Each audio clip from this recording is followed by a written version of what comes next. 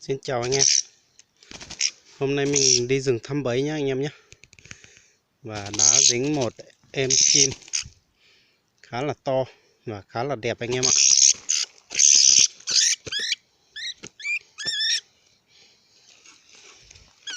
Tiện thể mình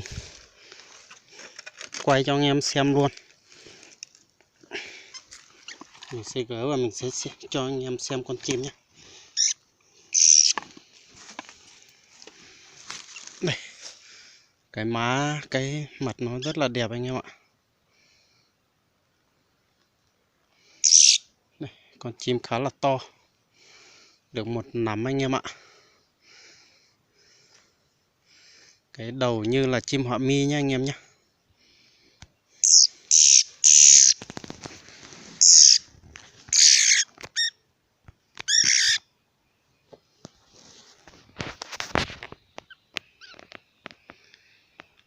Đây, cánh nó đây khá là đẹp.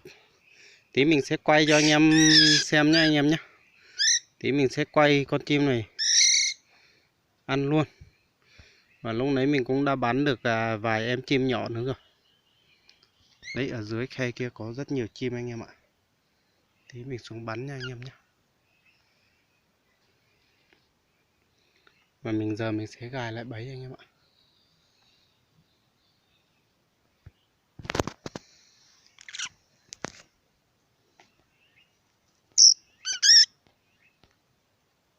Mình đã gài xong bẫy nha anh em nhé. Và bây giờ mình tiếp tục đi thăm những cái bẫy khác.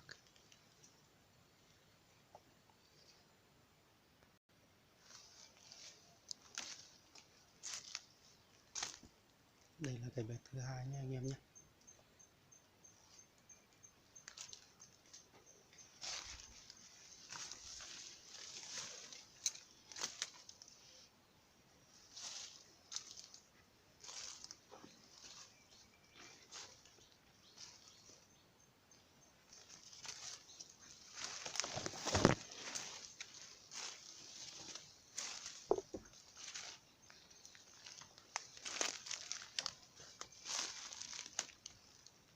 Đây cái nói nhưng cũng chả dính em gì em ạ.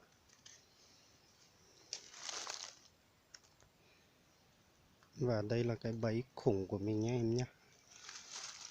Đây là cái bẫy dây phanh. Cái bẫy rất là khủng anh em ạ. Cái cành cây nó khá là to.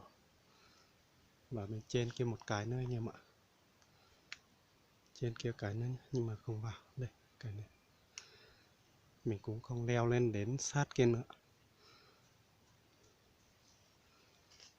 Vậy là thăm một số cái bẫy đã không dính em gì rồi. Lúc nãy có con diều hâu ở dưới này rất là to anh em ạ. Mình vào con chim xong là mình làm con chim nó kêu ấy, xong là nó về đậu ngay trên đầu. Mình bắn một cái rồi nhưng mà dính rồi nhưng không ăn thua. Thôi mình đi thăm những cái bẫy tiếp theo nhé. Chim cò ở dưới này rất là nhiều anh em ạ. Đây. Mình đến cái bẫy này nhé, nhưng mà cũng không vào anh em ạ.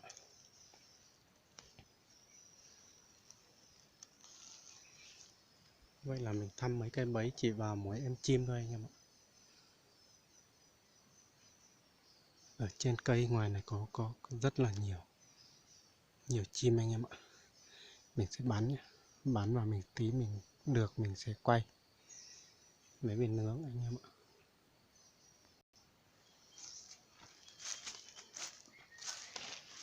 Đây là cái bẫy hôm trước vào em sóc nha anh em nhé. Nó tàn phá khu vực này nát hết này. Đây một cái bẫy nhưng mà không vào nhá anh em nhé.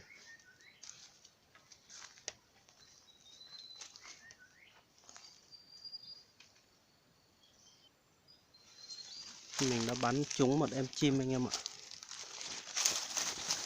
Đây.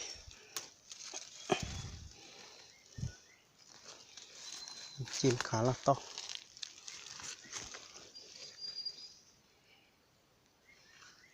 Em này cũng có màu nhá anh em nhé, nhưng mà đúng là trúng đầu luôn anh em ạ.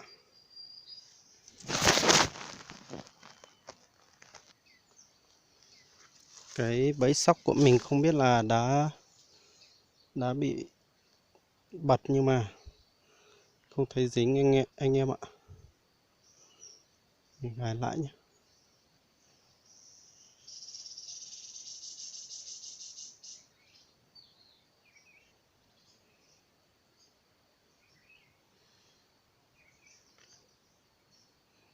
Nó hơi lệch đi này.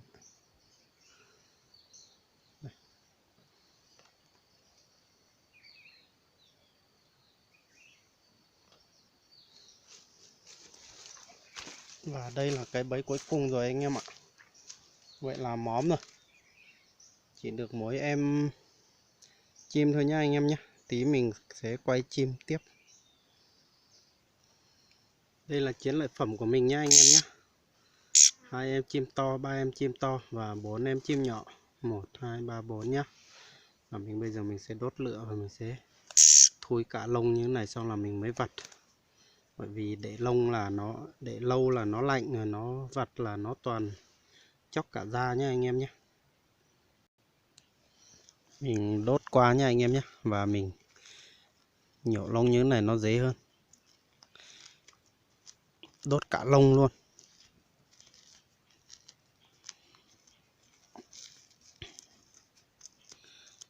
Và nhổ như thế này nó mềm hơn, nó không bị bong da anh em ạ. Xong mình đã thui được hết nha anh em nhé. Bây giờ chỉ còn vặt lông thôi.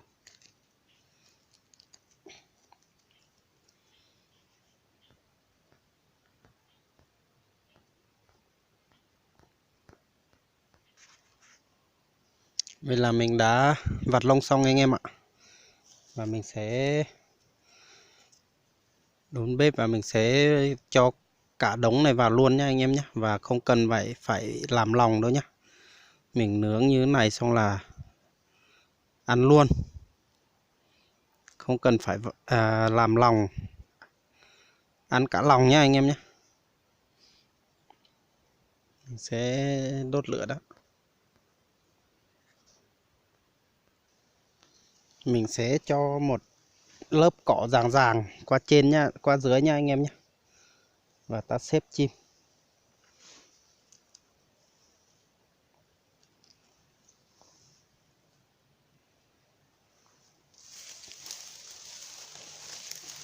Ta lại thêm một lớp cỏ nữa.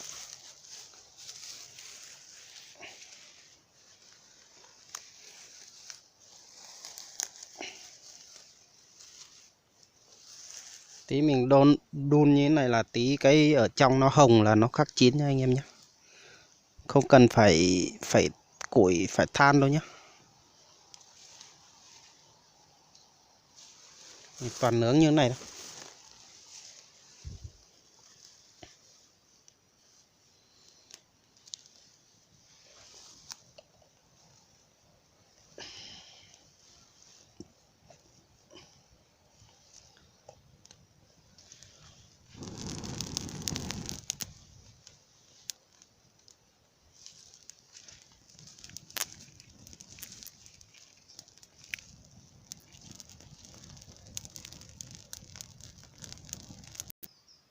Vậy là món chim nướng cả lòng mình đã ngon rồi nhá anh em nhé, đã chín rồi nhá. Đấy, vàng rất là đẹp luôn anh em ạ. Đấy, đấy rất là hấp dẫn. Ui giời ơi. Mình sẽ thử ăn con chim nhỏ nhá anh em nhé. Không biết là chim to có chín chưa. Mình ăn mấy con chim nhỏ trước. Ôi một con đâu nhỉ. À đây.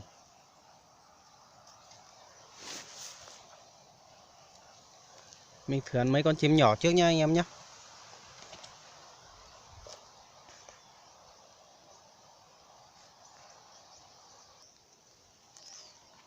Mời anh em ăn chim nha anh em nha. Mời anh em ăn thịt chim nha.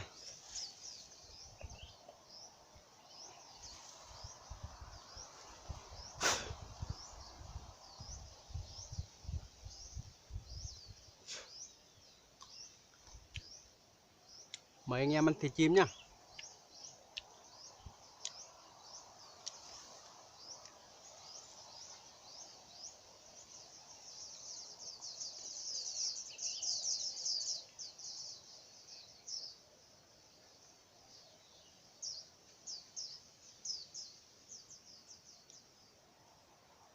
Mình để nguyên lòng như thế này anh em ạ. Mình không ăn lòng đâu. Mình nói thế thôi. Nhưng mà thịt chim nướng như thế này là lòng liếc nó cũng khô rồi, nó cũng không bẩn đâu. Và mình nghĩ là vứt lòng đi.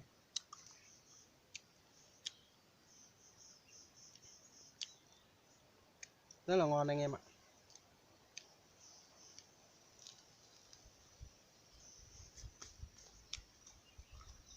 Vậy nói một em rồi.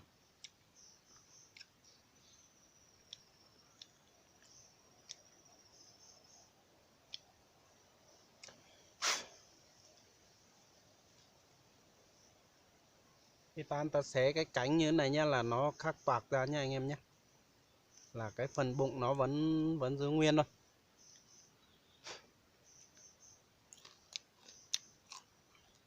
Cái phần bụng nó vẫn giữ nguyên. Và lòng liếc mình không ăn.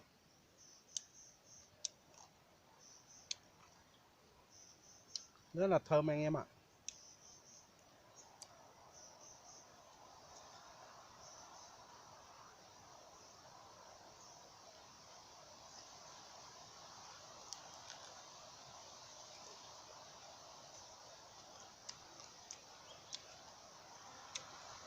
Rất là ngon.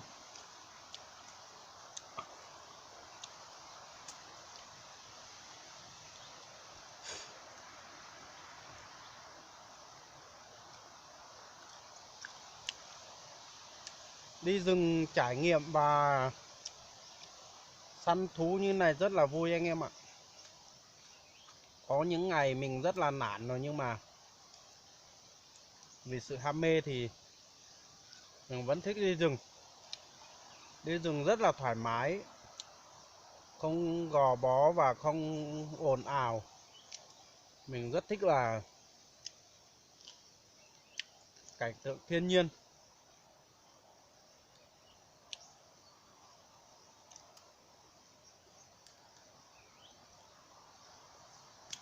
Rất là ngon anh em ạ. Và video này mình cũng chỉ quay vậy thôi nha anh em nhé. Và mình cũng tranh thủ ăn hết mấy con chim rồi và mình sẽ đi về thôi.